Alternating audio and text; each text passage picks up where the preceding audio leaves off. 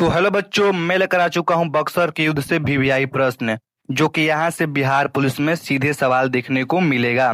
तो चलिए, वीडियो अच्छा लगेगा तो लाइक कीजिएगा, कमेंट कीजिएगा। तो चलिए पहला प्रश्न देखते हैं।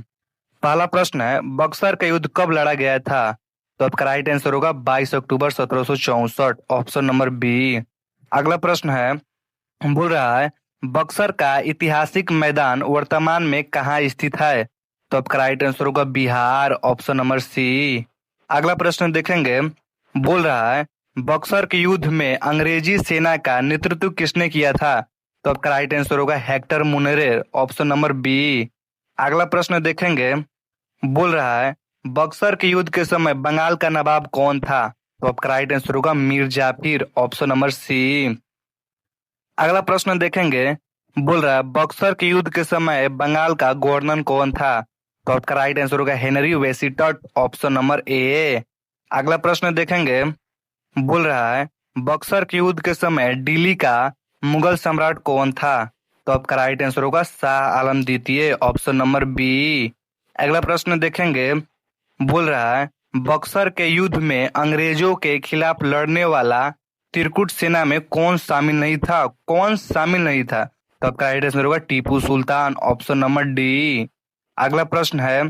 बोल रहा है, त्रिकुट सेना में शामिल सिराजउद्दौला कहाँ का नवाब था? तो आपका राइट आंसर होगा Awadh, option number B, Awadh का नवाब था। अगला प्रश्न है।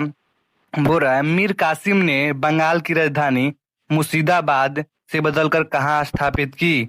तो आपका राइट आंसर होगा मुंगेर, ऑप्शन नंबर बी। अगला प्रश्न है। बोल रहा है, मीर कासिम ने मुंगेर में किसका कारखाना स्थापित किया था? तो आपका राइट आंसर होगा तोपों और बंदूकों का, ऑप्शन नंबर बी। आपका अगला प्रश्न है, बोल रहा है, बक्सर के युद्ध का मुख्य या तात्कालिक कारण क्या था?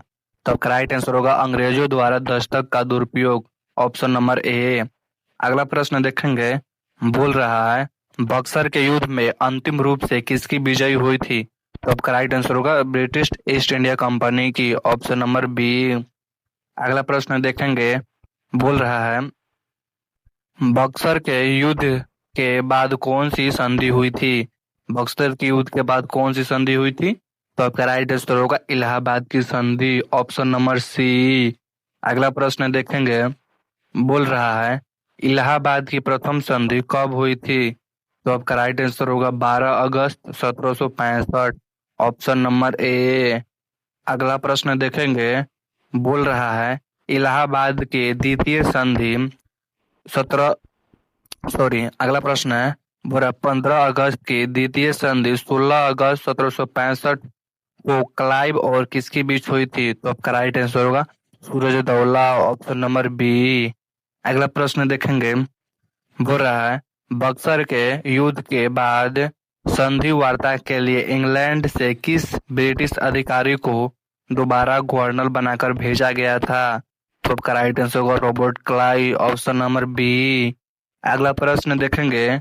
बोल रहा है, इलाहाबाद की संधि के तहत अंग्रेजों को किन क्षेत्रों को दीवानी अधिकार मिले? तो आपका राइट आंसर होगा बंगाल, बिहार और उड़ीसा, ऑप्शन नंबर सी। अगला प्रश्न देखेंगे।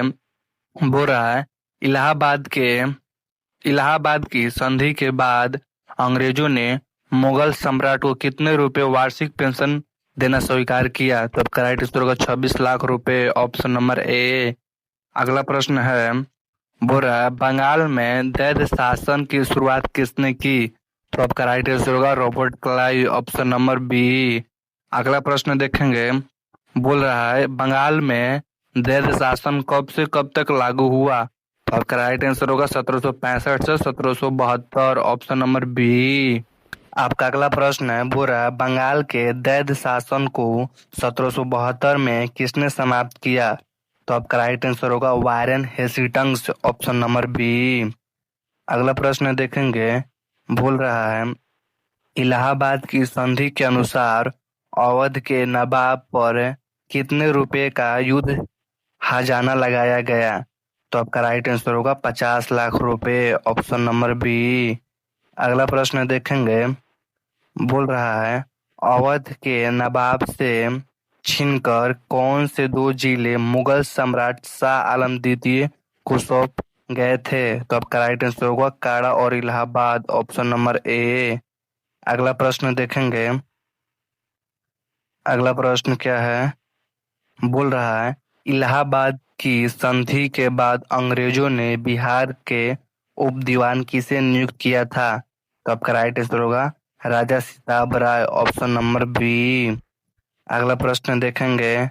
बोल रहा है इलाहाबाद की, वही प्रश्न है, तो आपका राइट आंसर क्या होगा? आपका राइट आंसर क्या होगा? राजा सिताब राय, ऑप्शन नंबर बी।